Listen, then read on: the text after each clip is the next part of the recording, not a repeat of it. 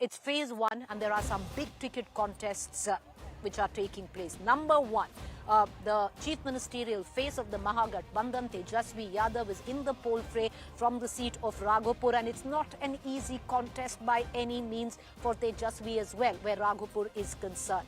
Sitting MLA from Raghopur, earlier on there were indications he might contest from 2 seats, but that would have given the wrong message, and in politics messaging is very important. So he stuck to Raghopur, and it remains to be seen how he does on that seat. Once again, not an easy seat where Tejashwi is concerned. Samrat Chaudhary, another one who's facing a tough time, the Deputy Chief Minister of Bihar.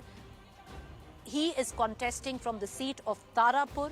He's a sitting MLC coming back into the election fray after 15 years, has never contested from Tarapur. A very tough seat and a very tough contest where Tarapur is concerned as well. The last time, the RJD candidate from this seat had lost from a very, very slim margin, and he's been fielded against Samrat Chaudhary. So a tough contest there. Tej Pratap Yadav, the estranged brother of Tejashwi and the estranged son of Lalu Yadav, has floated his own political outfit and is contesting from the seat of Mahua. Once again, it's not an easy contest, viewers. One thing that has happened this time in Bihar is it's come down to a seat-by-seat contest in various pockets, hyper-local issues. Well, so Tejashwi Yadav, we said Raghopur, his brother Tej Pratap from the seat of Mahua. Then you come down to the second Deputy Chief Minister, whose fate is being tested from the district of Munger, Lakhimpur, and that is Vijay Kumar Sinha. We just saw what happened, a pitched battle, a bitter contest taking place on his seat where he faced off with RJD workers there. He alleges his car was attacked. RJD says it was all orchestrated. But lots of these battles are playing across Bihar on 121 seats, many of them similar situation.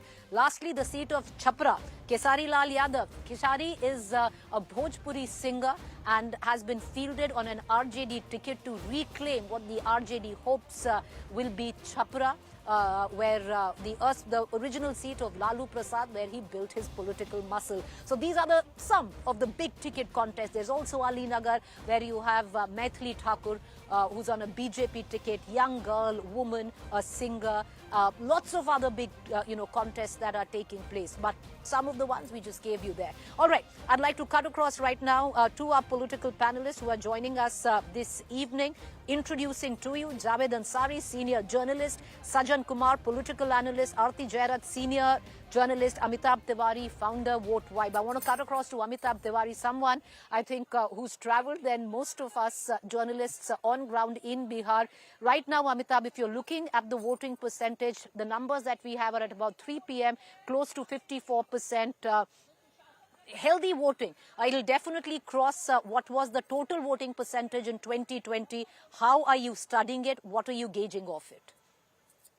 No, see, essentially we have to look at the female and the male voter turnout, the numbers which should be released in some time today or may not even be released today. It might be released tomorrow. Correct. Interestingly, when I see out of the 18 districts where the elections are held today, in 9 districts, the turnout is lower than 53.77, and in 9 districts, the turnout is higher. Correct. I could not see seat by seat, unfortunately, but at least in districts, it is 50-50 in terms of turnout. Now, we've seen in the past that if the female turnout is higher, it benefits JDU and the NDA, because 37 out of 43, 61 out of 71 and 79 out of 115 seats won by JDU in 2020, 15 and 2010 were on seats where the woman turnout is higher or was higher than the male turnout. So specifically, I think this is a key number which we need to observe. We've seen that a higher turnout could be indicative of pro as well as anti-incumbency, whereas in case of a lower turnout, I believe that it points to the incumbent largely retaining the power. One misconception I think people have is that the number of voters has declined. Actually, if you compare to the 2020 Vidhan Sabha election, the number of voters has increased. So the decline in turnout rather the increase in turnout is not on account of deletions, because the number of voters has increased. It is actually on account of a higher number of voters coming out and vote, specifically on those in those 9 districts. Okay. But Amitabh ji, you talk about, the numbers that have been added, the numbers that have been deleted. Now, Election Commission data seems to suggest maximum deletion has happened in the Seemanchal area. Maximum addition has actually happened in the Magad area, which is voting. And Magad is one region that could prove to be a swing region this time. So see, again, when we are comparing deletions and additions, we are comparing with the January 1 voter roll or the 2024 election voter roll. The number of voters in Bihar in 2020 was 7.36 Right. crore. The number of voters in Bihar in 2025 is 7.42 crore.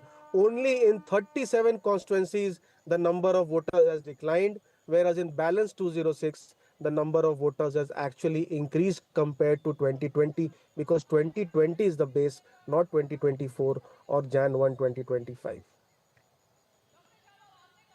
Right.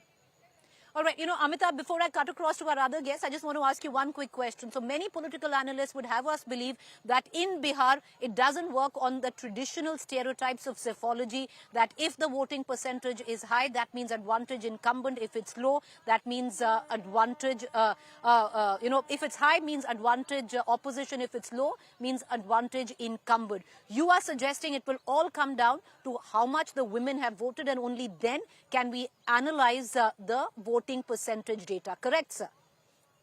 Yeah, because we need to know the male and the female turnout, and also it also depends upon the era. In the last 2 decades, we are in an era where 50% of governments are chosen back and 50% of the governments are thrown out. So we're in a 50-50 era where it is difficult to establish a relationship between higher or lower voting and the government coming back True. to power or not. Higher or low vote. Amitabh ji, just stay with me. I just want to bring in Sajjan Kumar. Sajjan Kumar, with just what we've witnessed through the course of the day, the voting percentage, the factors that you're seeing on ground, what are you picking up? On the ground, whatever insights and reports we are getting from various parts, and as is being shown in various channels also, you find that we do expect that Nitish Kumar core vote, and there is a text and there is a subtext. So the text is that Nitish Kumar core vote compared to 2020 is more secure. And women, when we say more women will vote to NDA incumbent because of the scheme-centric outreach than the opposition, it doesn't mean overwhelmingly women are voting. It just means maybe 2%, 3%, 4%, 5%, right? And that's a substantial number. And based on the ground, my hunch is that perhaps we'll find, and we should wait, but we'll find slightly more voting preferring NDA vis-a-vis MGB. Two, what is the subtext? In terms of the subtext, you see, this time in the first page, it is Mahagathbandhan, which has a tough task to retain its 2020 performance, precisely because of the Bhojpur, Shahabad, and the Magad region, because of demography, because of alliance with the ML, CPI, ML, who brought Kushwahas and EBCs, the constituency of Nitish Kumar, to Gathbandhan for last time. This time we are finding that many of the ML candidates and the seats that they represent, be it Dumrao, be it Paliganj, etc., the candidates are facing some sort of anti-incumbency. So you do not find the sort of charm. So that way, my hunch is that in terms of the gendered and in terms of the caste and community combination, you find that you have a secure base for Nitish Kumar-led NDA in Magad region and also in Shahabad region. Now, coming to the part of Tirhut and Mithila, right? Darbhanga is undergoing. Therein you find Mukesh Sahni factor, disrupting this narrative, and that's the subtext. And therefore, you find that on many seats wherein the among ABC, not all OBC, but particularly the Mallas or the Bind or Kevad community are in good numbers. So many of the seats which are closely contested, say for example, Jale, Jivesh Mishra is contesting at BJP in Darbhanga, therein you have a significant Malla voters and people are expecting that it's going to be too close to call. So you find the subtext that on many seats it's going more towards caste and community rather than gender. But overwhelmingly, when it comes about the dominant text, right, I expect and my hunch is that NDA will do better than 2020. And that is where Mahagathbandhan has a tough task to retain, not just to supersede, but to retain its dominance in Magad and Bhojpur region, something I think is going to be a tough task. Right? So slightly more women and slightly more women certainly will give a swing to NDA. Okay. Right? And somewhere, and that's the subtext, Well, the look, EBC factor of Mukesh Sahni may give edge on seats. So many, yeah. so you say slightly more women, and if it is the slightly more women that Amitabh Tiwari's vote vibe has recorded, that at least 5% women, at least in his data, seem to suggest that they would not vote for Jan Suraj in Mahagathbandhan after the 10,000 cash toll and shift their vote to the NDA could mean quite a big jump for the NDA if it actually translates between even a 3 to 5% vote shift of the women who were originally voting for the Jan Suraj or the Mahagathbandhan. But the overall picture, Javed, that has been painted by Sajjan Kumar at least, doesn't augur well for the Mahagathbandhan, because if you pitch, this was a phase that the Mahagathbandhan should have retained and bolstered upon. The number of seats, if you look at the 121 seats, 2020 Mahagathbandhan had 165 and the NDA just 56. So this was an advantage Mahagathbandhan phase. So with all due respect to Mr. Sajjan, I was listening, I beg to differ with him, and I'll give you the reasons why. And they are as follows. I was listening very carefully to both what your correspondents Moshmi Singh and Rahul was saying in the course of their broadcast, They've said, do not take it as a given, and they were both at polling booths and they spent the day there. Do not take it as a given that all the women who are turning out are voting largely or substantially in favor of NDA or Mr. Nitish Kumar.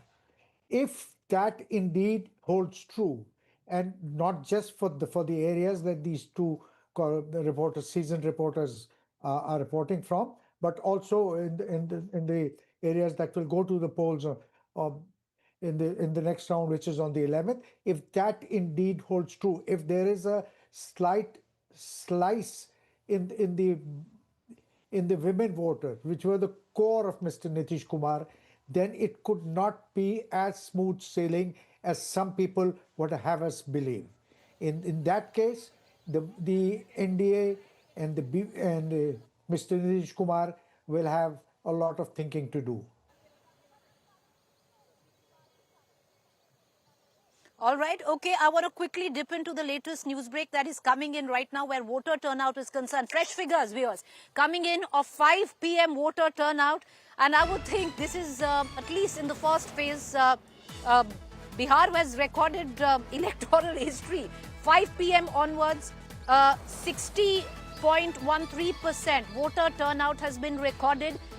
60.13% till 5 p.m. It's definitely going to go up. There will be certain additions to it because there will be lines which will continue to vote after 5 p.m. So we are looking at a voter turnout in Bihar which will surpass 60% in the first phase. So definitely it has bettered 2020, and it's the highest voting percentage that Bihar has seen in the first phase in the last 20 years. Of course, this is only the first phase. We've had cumulative voting percentage of the last few elections, and the best of Bihar was recorded in 2020, where it went to about 57%. First phase of polling, 121 seats. Voting percentage right now stands at 60.13%. Definitely will go up. Begusarai has witnessed the highest voting, 67 46.32% is what Begusarai has witnessed in terms of voting. The highest voting percentage in the last 20 years that has been recorded. The lowest, of course, is Patna, which has recorded 55.02%, and even that is the highest where the last 20 years is concerned. So despite of the urban-rural divide and apathy that we speak of, Patna has also showed up to the polling booths today. So what we are actually looking at in terms of voting let me underline that for you. 60.13% recorded till about 5 p.m. Trust it that it will go up in time to come. Begusarai, which was once called the Leningrad of Bihar, has recorded the highest voting percentage at 67%. I want to just focus on Begusarai for once. Begusarai, viewers, has 7 seats. There, the RJD had 2, the BJP won 2, the CPI 2, and the LJP 1. So it was a 4:3 combination in favor of the Mahagathbandhan. So Begusarai right now is witnessing a 67.6% where voter turnout is concerned. And ultimately, it will cross 70% in all indication where Begusarai is concerned. But overall, the macro picture of Bihar clearly breaking records in voter percentage turnout. What does this actually mean is the big question. How do you decode it? Because traditional psephology doesn't really explain voting percentage figures in terms of who it benefits. The micro detailing possibly, like many of our analysts are pointing out, will come from how many women have voted. What is the women voting percentage? We do have a figure though. If you look at 2010, the gender-wise voter turnout at that point of time, male 51%, female 54%. But a more relative one would be of 2020, where women voted at a 60% and men voted at 54%. Once again, Aarti Jairath, who's with us, as well as Amitabh Tiwari, we have Sajjan Kumar and Javed Ansari. Aarti Jairath, to bring you in on this, how do you decode this data that is just about coming in? Bihar all set to break records in voting percentage and voter turnout.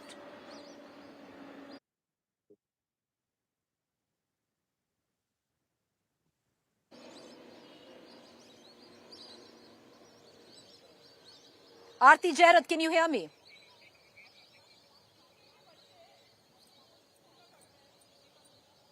Okay. I don't think we have Aarti Jairath. We're going to try and reconnect to Aarti Jairath. But Amitabh Tiwari, if for a moment you want to step back and reflect on these numbers, of course, we don't have the micro detailing of the women voters there. But Bihar is all set to create history this polling season. What was viewed as a silent election is speaking very loudly at the polling booths. Yeah, clearly the last year's record has been, or the last election's record has been broken, and we will still have some people in the queues, so this number might go up further.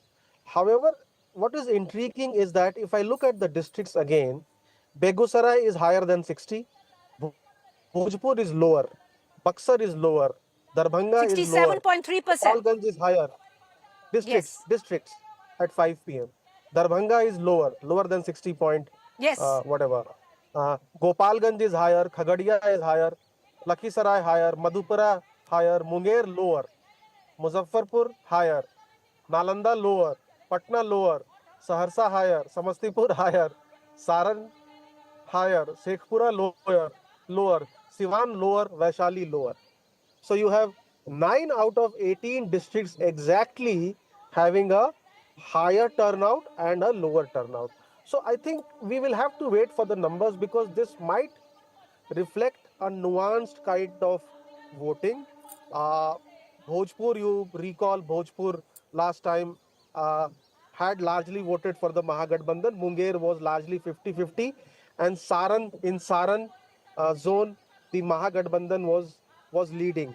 This time what has happened is all the zones, most of the zones are voting also in first and second phase, which is complicating matters for analysis, because some of the seats are going in phase 1 and phase 2.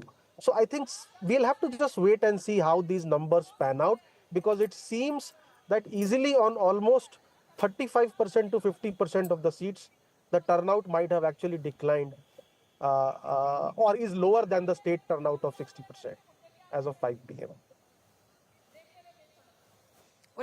Well, you're right there, Amitabh Tiwari, because I'm going through the data and it's very, very interesting. Sajjan Kumar, how would you interpret it? Because very varied data and there are multiple layers because, once you actually go down to these districts and you go down to the constituencies, one could say there are so many factors, some of them highly pitched, hyper-local elections, the other ones on caste fault lines, the equations have changed, the alliances have changed, and then you bring in caste-neutral factors like the woman vote. Yes, Preeti. I mean, as we told that there are many subtext beneath the text, right? So one of the subtext, I think, which could be accounted for this variance in voting percentage is the centrality of candidate factors. And we also, because when we start talking about the larger trend, we tend to talk less about the minuscule factor. And that minuscule factor about which we are not talking is the centrality of the candidate factor in many of the constituency, which supersedes the scheme, party, and leadership factors. So therein you find that at many constituency, because there were hyper expectation about the candidate also, and in terms of the candidate's relatability, I find that RJD and JDU are doing better than say BJP, and let's not talk about Congress, LJP, and many smaller parties. So I think one of the factor could be when you do not have a candidate who is relatable, right? So the core supporters of this camp or that camp, right? They do not turn out and vote. And that could be one of the factors that besides we are talking about gender, youth, teams, leadership, parties, election machinery, all sort of thing. It's the candidate which may be one of the minuscule variable affecting voters turnout, because when you do not find candidates relatable, it's not a wave election that's there are certain undercurrents, right? Now the undercurrent also requires an anchor at the local level. When the anchor is a candidate, say for example, many of the RJD supporters, they are considered to be committed supporter, but that seat has gone to VIP or Congress, and the candidates are there, so they will come out. But the kind of enthusiasm, the same would be true about BJP and JDU, and that could be one of the factor. I'm just going by my experience on the ground that candidate factors, their unrelatability and relatability would be a swing factor to ensure and determine the voter You're turnout. right there, Sajjan. It's huge. Yes. It's huge with what you said. The candidate relatability is actually huge. I want to just bring in. I was in Begusarai. I was in the Bachwada constituency, and there I did see a friendly fight, which was far from friendly, and between the left, the Congress, and the RJD didn't really know who to support. But with what you are suggesting, candidate relatability on the other account, also something that we're not really talking about is the JDU cadre actually assisting the LJP cadre on ground, because on many seats I did see that the JDU cadre wants to pay back the LJP in the same coin that of 2020. I want to quickly bring in for final word here, Aarti Jairat, we finally have you back with the voting turnout. What does it look like? Bihar all set to break records, but various districts voting very, very differently. Forget about districts, because some districts are going into vote in the first and the second phase, but constituencies within those districts and other constituencies voting on very, very different patterns. What do you make of it? Yeah, so I think, Preeti, it really adds up to a very confusing picture. And judging from what your analysts have been saying now, even they are pretty confused about what is happening in Bihar. I think what is really important to gauge, and I think we need to wait for the second phase to be able to gauge that, is how strong is the desire for change in Bihar? Is it strong or is it not strong? And I would feel that, what has happened this time, and which may explain why some places have registered a very a surprisingly high turnout, is that I think Prashant Kishore, whether he wins seats or he doesn't, he has certainly catalyzed the election into a fiercely competitive election. And today, I mean, both the RJD and the NDA, both the Mahagathbandhan and the NDA have really pulled out the stops to compete, contest these elections with everything they've got. And that itself energizes an electorate, it energizes voters, and which is why many areas where, where the campaign has been energetic and electrifying, you see a very high voter turnout, surprisingly high for Bihar. because Bihar and UP, two states, are really known for very low turnouts. I mean, 57% last time was high by Bihar standards, and 60% this time is really high by Bihar standards. So, I think what we need to gauge, and we need to wait for more figures, we need to wait for the second phase to finish, is how strong is the desire for change, because that will determine what the outcome is. Javed Ansari, getting you in for a quick comment while we are reflecting on multiple aspects, multiple facets of it: Mahila vote, youth vote, caste calculations, Mala vote, the SC vote, all of that, and juxtapose it with what certain seats are projecting where the candidates hold the key hyper-localized elections. What's your final take? Is that question to me? Yes, sir, quickly. So my final take is, let's keep our powder dry. Let's keep our predictions in control. Wait for the second round to get over. A lot of interesting things. All I will say is, because I've been a reporter all my life, I go more by reporters than by what we now sitting in studio say. So going by them, this could turn out to be an interesting election, and this might make all of us... the kind of violence that has been reported through the course of the day, Javed, the powder isn't dry in Bihar, at least on the day of polling. But I want to take one quick line. Amitabh Tiwari, will you hold your jury right now on which side, things are tilting or tipping in favor of? Because we practically reached the end of polling now. What's your final take, sir? No, I mean, just going by the turnout, I think it is a more nuanced analysis which we will have to do. Not only male, female, but also districts and constituency specific, and just wait for some further numbers to rather predict the results just basis on the turnout at 5 p.m. because we know that the numbers might significantly change as well. You're right there. There would definitely be an increase. 10 seconds Sajjan Kumar and 10 seconds Aarti Jairat, and then we go into a quick break. Sajjan Kumar.